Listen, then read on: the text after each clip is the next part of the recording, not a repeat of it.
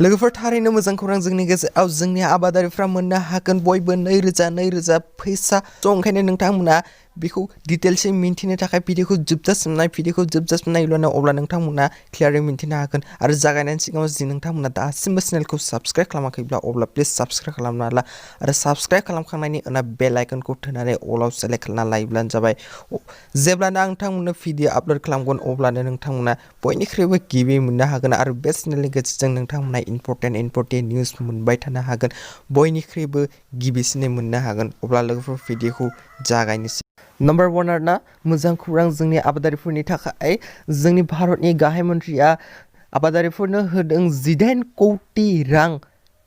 आरो बे 18 कौटि रांखौ आबादारिफोरनि थाखाय 2000 रां सोना हरगोन आरोना एकाउन्टआव जाय गोदोनो एप्लाइ खालामखानाय दंमोन ना 2020 आवथ' जों मोनाखैना 2019 आव गोबां मानसिनाव हाबदों आरोना 2000 राङा बे जाय बेहाय एप्लाइ खालामदोंमोन बै एप्लाइ खालामनायफोरा मोननो हागोन आरोना बे माबायाव आरो जाय गोदान खालामदों बिथांमोनाव मोननो हागोन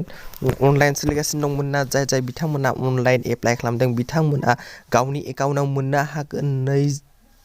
2000 रां मोननो हागोन आरोना खन्थाम मोनगोन दे बेखौ दा माने गिबि खेबै सोदों आरोना आरो सोरनो दासिमबो गोबां मानसिनो हाबाखै सोरनो हाबखो कमेन्ट खालामना हरबानो जाबाय लासै हाबगोन मैयानिफ्राय सोगासिनो दं सानथामसिम सोगोन आरोना बेखौ मानोना सानसेयावथ' सोनायाव असम्भब ना सानसेयावनोथ' सोनो हाखाया ओंखायनो माने साननैसो लागोन आरोना अब्ला लोगोफोर नैथि निउसआ जाहैबाय जोंनि भारतनि मेरुनि मन्थ्रि अमित शाह बिथाङा आसामाव फैगोन आरो आसामाव फैबाय थानाय 2021 मायथाइनि बिधान सभानि इलेक्सननि सोमोन्दै नायबिजिरगोन आरो बिथाङा सनिबार खालि जोंनि आसामनि मन्थ्रि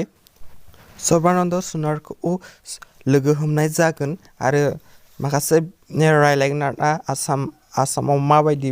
बिजेपि सरकारा फैबाय थानाय इलेक्सनाव माबायदि जागोन माबायदि मागोन बेनि सोमोन्दै एसे रायलायनो आरो नेक्स्टआव दं दिनै 26 डिसेम्बर दिनै अरुणोदय स्किमनि राङाबो हाबगोन आरोना गोबां मानसिनावनो दिनै अरुणोदय स्किमनि राङा हाबगोन माने सानसेयावनो सोनाया एसे असम्भब दै साननैसो लायो बिथांमोना सोनाया सम नांगौ जायोना एसेबाबो ओंखायनो माने साननै दिनैनिफ्राय सोगोन आरोना आरोबाव नेक्स्ट अरुणोदय स्किमनि रांखौ दिनैनिफ्राय सोनाय जागोन आरोना बे दानावनो खननै सोगोन होनदोंमोन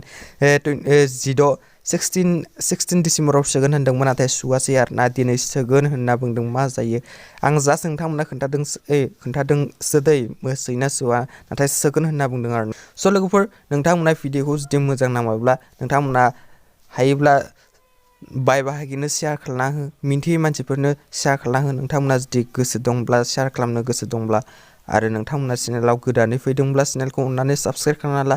आं नोंथांमोननो बिदिनो इम्पर्टेन्ट निउसखौ बे चेनेलनि गेजेरजों आपडेट होबाय थायो ओंखायनो नोंथांमोना चेनेलखौ साबस्क्राइब खालामना ला साबस्क्राइब खालामखांनायनि उनाव बेल आइकनखौ अलाव सेलेक्ट खालामना ला जेब्ला अलाव सेलेक्ट खालामना लागोन अब्ला नोंथांमोना आंनि भिडिअखौ बयनिख्रुइबो गिबिसिन नटिफिकेसननि जोहै मोनहैगोन अब्ला लोगोफोर भिडिअखौ बेसिकनो दोननोसै बाय जय बर' हारिनि